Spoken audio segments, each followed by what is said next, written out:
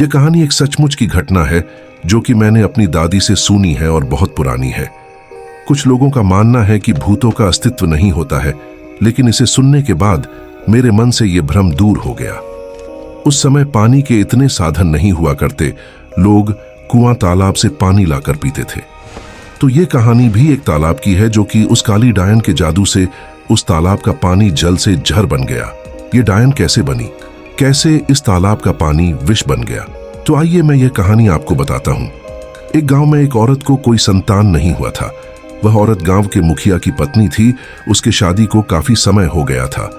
सब लोग उसे बांझ कहा करते थे। सारे गांव वाले उसका मुंह भी नहीं देखना चाहते थे। लोग कहते थे कि इसका मुंह देख लिया तो पूरा दिन बेकार चला जाएगा। पर मुखिया की पत्नी थी, इसीलिए लोग थोड़ी बहुत बातचीत कर लिया करते थे। एक दिन उस गांव में एक बूढ़ा व्यक्ति भीख मांगते हुए आता है। बूढ़ा गांव के सारे घर से भीख मांगता है और वह मुखिया के घर भी भीख मांगने जाता है। मुखिया की पत्नी भीख दे देते हुए कहते हैं, बाबा मेरे घर में बहुत समस्या है। बूढ़ा व्यक्ति उस समस्या को जानने के लिए उसका हाथ देखने लग जाता है और कहता है, आपको बच्चा नहीं है ना? वह बोली, आपको कैसे पता चला? वह बोला, मैं हस्तरेखा में निपुण हूं और हाथ देखकर यह बता सकता हूं कि क्या होने वाला है और क्या होगा। अच्छा, तो यह बताओ कि मुझे बच्चा कब होगा? तो उसने कहा, आपको भगवान ने बच्चा तो नहीं दिया, पर मैं एक रास्ता बताता हूं। सुनो, अमावस्या की रात को किसी एक ऐसे लड़के की बलि पीपल के पेड़ के नीचे दो जो अपने माँ बाप के एकलौता पुत्र हो, और उसके खून से अपने बाल धोना। फिर कहना, ए प्यासी आत्माओं, ये बलि मेरी तरफ से स्वीकार करो और मुझे एक पुत्र दे दो।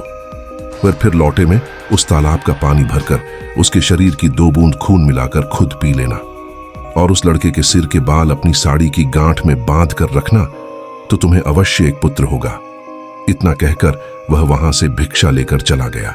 उस दिन के ठीक 3 दिन बाद अमावस्या थी।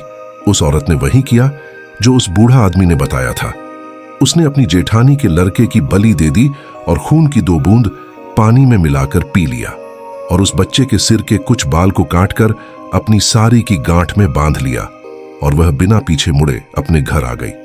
सुबह गांव वालों को पता चला कि मुखिया के भाई के बेटे को किसी ने मार के पीपल के पेड़ के पास फेंक दिया है।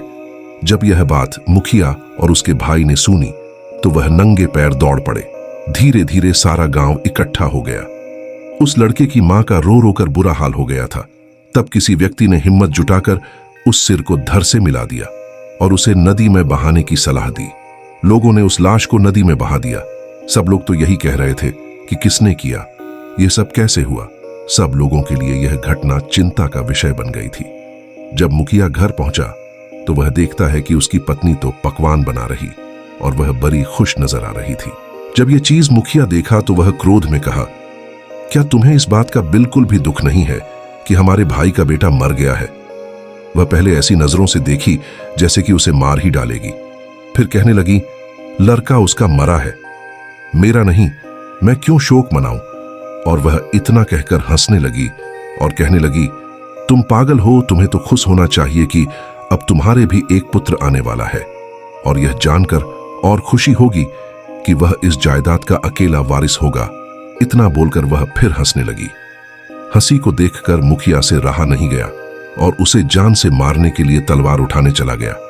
वह अंदर तलवार ढूंढ रहा था पर तलवार नहीं मिली।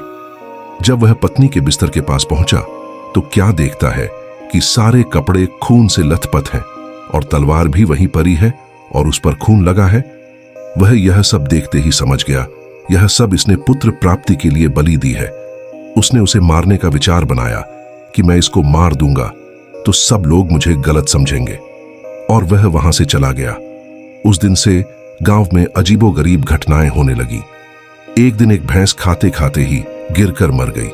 किसी की गाय तो किसी की भैंस मर गई, तो किसी दिन किसी का कुत्ता, किसी का बछड़ा, तो किसी की बकरी मर गई, और उसी तरीके से वह मर रही थी जिस तरीके भैंस को किसी ने मारा था। इसी से सारा गांव परेशान था। किसी को यह समझ नहीं आ रहा था कि आखिर हो क्या रहा है।